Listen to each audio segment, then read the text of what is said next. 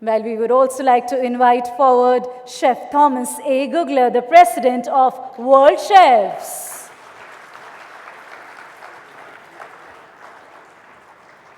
The leading man himself coming forward to receive the honors.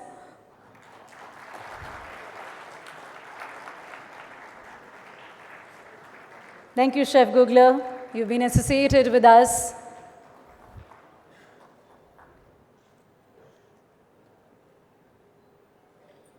And Mr. Gugler, we'll request you to definitely remain on the stage as well, because you're going to be the next speaker. You're going to take us through the kaleidoscope of our life within the hospitality industry. We need to welcome Chef Thomas Gugler once again. Over to you.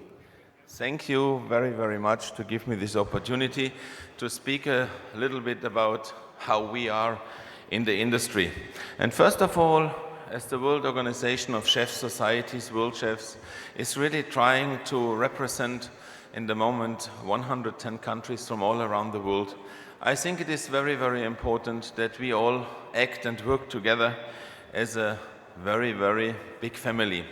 First of all, what I would like to show you is the teaser about our new event, which will come up next year, the World Congress in Malaysia, so you get a little bit an idea about what's going on there. While we are just loading the video and the teaser, I will continue to talk a little bit about actually the experiences what I had in the past months as a president, and due to these extensive travels, what I have seen coming up and going on in the world. We created a lot of new, I would so call, committees, because I believe the history about World Chef has to be documented. And we created a historical committee which goes back to the year 1928 when the association has been founded. And in the afternoon I will have a question to all of you, and the one who will answer this question will get a nice present. I think it is very, very important that we are going with the trends. Trends all around the world are short-lasting, and we all know that. But if we are not following this kind of trends, and if we are not stepping in the same footsteps, we are basically left out. And this is a very, very big handicap that we as chefs from all around the globe have. The importance is that you are always up to date. Up to date means learning processes and to follow certain procedures. We have seen a lot of new, I so would call it, associations around the globe coming up, and partners which are really very, very keen to learn and educate chefs from all around the globe. I traveled in the last 5 weeks to about 25 countries, and I have seen countries which are not really fortunate.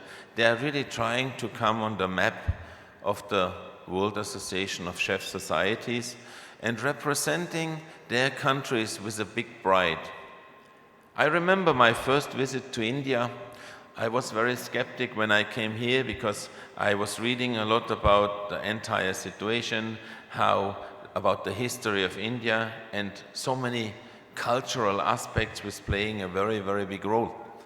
But from the first moment on I came here, I felt that India has this special glance, which actually goes back many, many centuries. And what you are trying to present and represent here, it is something unique. If you see, the IFCA is trying really to give you the platform that you can go out to the world and represent India and the cuisines of India all around the globe. Indian cuisine is very, very popular. And popular means for me that it's trendy wherever you go, because people, due to their extensive travels, get to know Indian cuisine. I worked with a lot of Indians all around the world, and I had a lot of Indians working very, very close to me. There was my assistants, and I always nourished these experiences, and especially when I could taste that lovely food what they was doing. Now, as we all know, we have to be very, very open-minded. Open-minded means we have to work on a daily basis with the circumstances which are coming up. And I believe this kind of ad hoc management is quite unique in the world, and especially for the industry. Why is it like this? We as chefs have one of the great opportunities which basically no other field in the world has. When you are cooking, you get a direct feedback from your customers. And this shows you if you are good, if you are very good, or if you are excellent. I don't want to talk about the other direction, because I think for a chef it's very important to please his clients and his customers in an outstanding way. Due to the fact that we have so many nationalities all around the globe, it is very, very difficult to put them all under one umbrella. But as you know very, very well, in India you have so many different segments and castes. For you, you are a multi-culti environment in one country, and you manage that fantastic. So I think we as the World Organization have to take you as a parade example, and doing this without taking in considerations the genders, the race, the color, and the beliefs. And this is what makes it very, very different. I was just 5 days, or basically I came yesterday from Azerbaijan, which actually they founded WICS, which is the World Islamic Cultural Cuisine Committee and Association, which is also within our World Organization. And I said, the most important thing what we have is that we work hand in hand, and that chefs who are wearing a white uniform are welcomed all around the world and respect each other. Respect is the key for success. We as chefs have to really respect the industry and our strategic partners. I wrote a small column in the last magazine, which you got just in the morning handed out when you arrived during your registration. I talk about what we as chefs going through in the moment and what is very, very important. I have seen in the past years, I'm 35 years in the industry, I lived in 13 countries, and I visited 183 countries in my entire career, which made me see applications of industrial products, which I think it is very important to have them, but only for certain segments of the industry. You have to know how to use this kind of products, because the future for us, we have to make it bright. The way how we are treating Mother Earth in the moment, I think, is totally wrong. And by the year 2050, the world population might be and will be double as it is now. So how do we feed all this planet and all these people with our planet?